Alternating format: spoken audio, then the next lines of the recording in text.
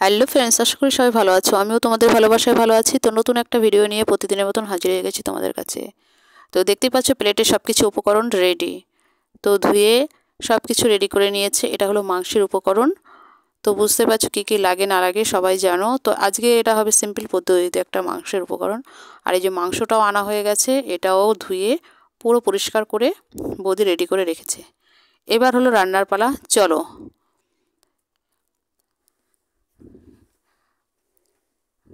কড়াইতে তেল গরম হয়ে গেছে, এবার আলুও দিয়ে দিয়েছে। আর আলুগুলো দেখো সুন্দর সাইজ গোটা গোটা দিয়েছে। যে কোনো সবজি বা মাংস যাই রান্না করো না কেন, তার মধ্যে সবজিটা যদি সুন্দরভাবে কাটা হয় আর সাইজটা যদি ঠিক থাকে খুবই ভালো লাগে। আর আলুগুলোর সাইজগুলো দেখো কতটা সুন্দর।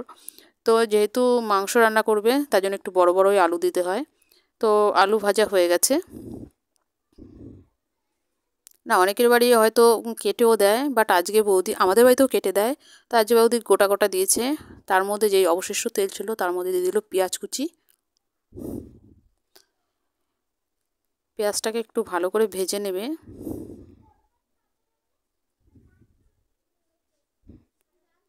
তার মধ্যে দিয়ে দিল সামান্য একটুখানি নুন, যাতে পেঁয়াজটা ভালো করে ভাজা হয় আর জলটা যেন বেরিয়ে যায় আর নরমও হবে।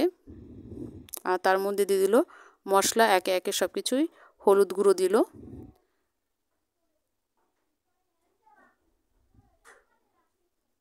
তারপরে দেবে লঙ্কা গুঁড়ো। আর এগুলো হলো সবই বাড়ির মশলা, বাড়িতে করে নিয়েছে মিক্সিতে।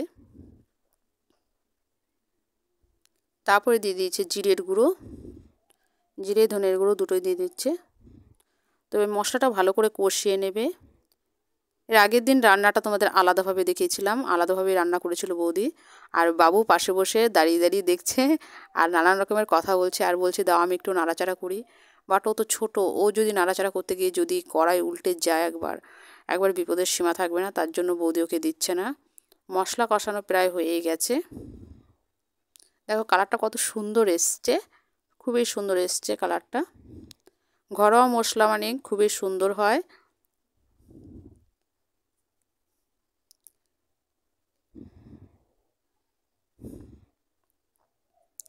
এবার দিয়ে দেবে মাংসটা।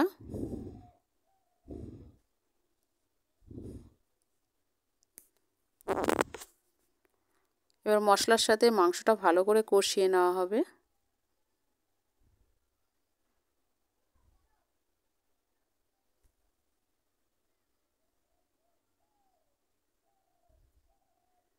পাশে দাঁড়িয়ে দাঁড়িয়ে বাবু নানা রকম কথা বলছে, ওর মাকে ডিস্টার্ব করছে রান্নাতে। একটা বৌদি রান্না করছে আর বলছে তুই সরে যা, কেননা যদি গায়ে একটু ছিটকে যায় গরম লাগবে, তারপর ফোসকা পড়ে যাবে। আর দেখো যেইটুকু তেল দিয়েছিল সেইটুকুই তেল, আর যে ভাজা আলুগুলো ছিল সেই আলুগুলো দিয়ে দিল। কষানো তো দিলে কিছুটা আবার সেদ্ধও হয়ে যাবে। এর আগের দিন মাংসটা তোমাদের দেখিয়েছিলাম যে মশলা আগেই সব ম্যারিনেট করে রেখে দেওয়া হয়েছিল, 1 ঘন্টা রেস্টে ছিল। আর আজকে দেখালাম যে এটা একসাথেই রান্না হচ্ছে, একসাথে কষিয়ে উনুনে।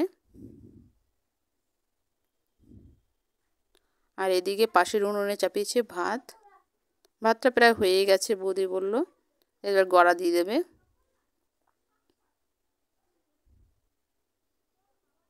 ভিডিওটা যদি ভালো লাগে লাইক কমেন্ট শেয়ার করো, অবশ্যই এটা সাবস্ক্রাইব করে দিও যাতে আরও ভালো ভালো ভিডিও আনতে পারি।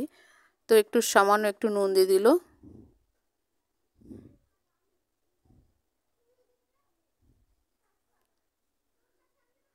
মাংস কষানো প্রায় হয়ে গেছে মাংস কষানোটা।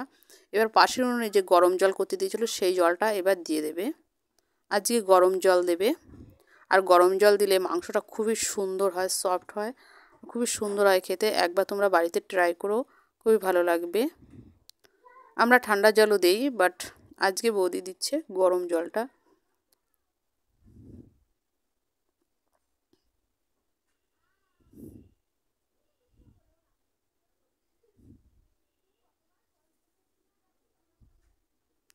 দেখো কালারটা কত সুন্দর এসছে। আর পরিমাণ মতো জল দেবে, তোমাদের যেরকম গ্রেভিটা যেরকম রাখবে সেইভাবেই দেবে, কেননা সবার বাড়িতে গ্রেভি সমান খায় না। তো মাংস হয়ে গেছে দেখো অনেকটাই, যেহেতু আগে কষানো হয়ে গেছিলো অনেকটা, তো আর বেশিক্ষণ মাংস সেদ্ধ হতে টাইম লাগছে না, কারণ আবার গরম জলও দিয়েছে।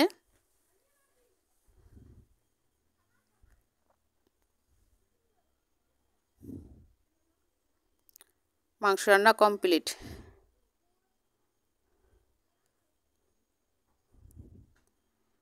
পুরো রেডি। এই ভিডিওটা এই পর্যন্ত। ভালো থেকো, সুস্থ থেকো, বাই বাই।